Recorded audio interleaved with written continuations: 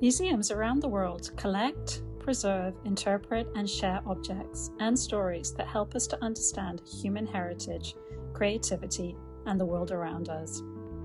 Yet, in an age marked by rising anxiety, digital distractions, and social isolation, many young people are choosing not to engage with these spaces.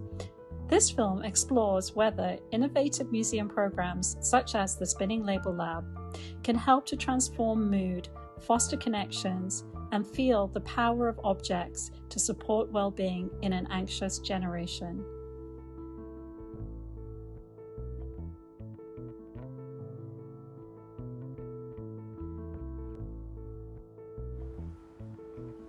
Museums have evolved to welcome children and families.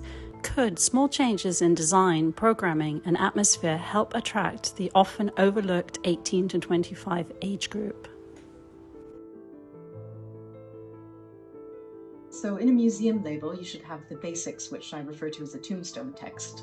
So that would be, say, for a painting, the title of the painting, the artist, the date that it was done, the medium. I wouldn't bother so much with measurements, I don't think, because the work is right in front of you. And then you'd need the accession number and the museum that it comes from. When a museum label is quite objective in the information that it's telling to the visitor can't feel that connection to the object.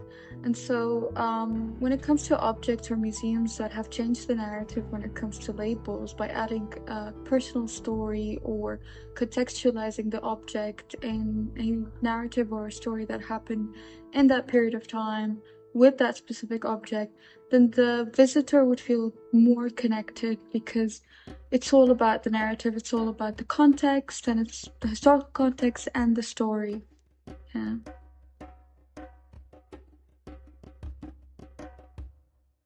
I believe that the reason young people aged 18 to 25 might not feel connected to museums, they might feel alienated, is that they're so used to everything being digital and on screens that they then don't really know how to react to physical objects and how to kind of get enjoyment and interest from physical objects. Personally, I think now because of the day of technology, a lot of people just prefer being on their phones, and if they want to know something, they just get to know it through their phones. Not only that, when we talk about attention spans, people can't just hold it in. So I think maybe because of that, people think museums might be a bit boring, though it's not. So I think mostly majorly because of the internet. Ever since I was really young, I've always enjoyed working with clay. There's something about the feeling of clay, different types of clay. I've just always found it very part of self-care. And so for the self-care reflective diary, I decided what I would do is I would take a white clay and I was just going to roll it into a ball like this. And it was a very relaxing kind of gesture. And then add a little water and then push my finger into it and then kind of create a small cup. So that then became a very repetitive process. I would make one,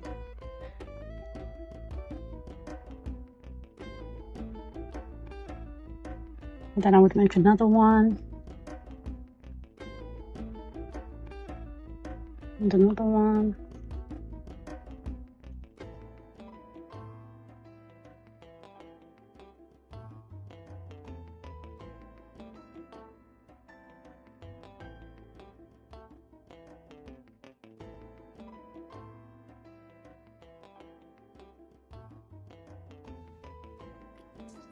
Could creative activities like these help 18 to 25-year-olds connect with the museum, improve their mood, and leave them feeling proud of what they've created?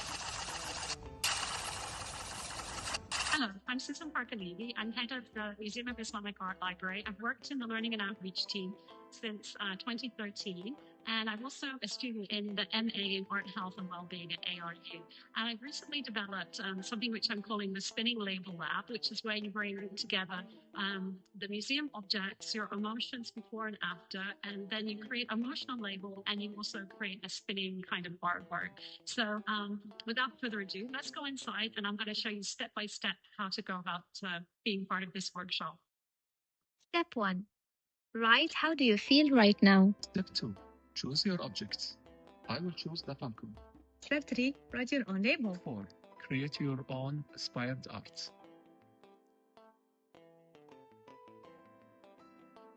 Step 5. Now you've finished, write how do you feel.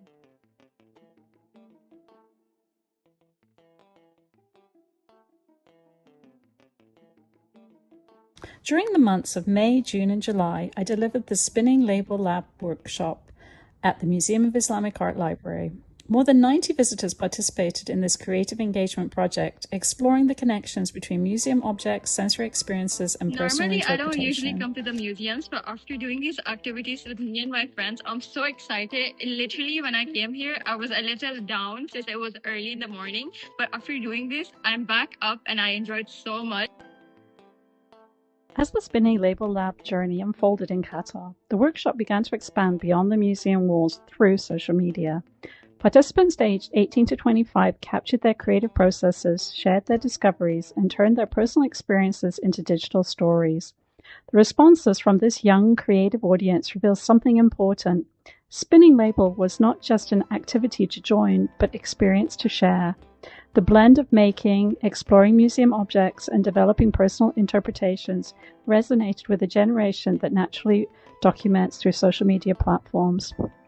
Social media engagement became an extension of the workshop itself, sparking new conversations, reaching wider audiences, and showing how museums can connect with young adults through creativity, participation, and meaningful experiences.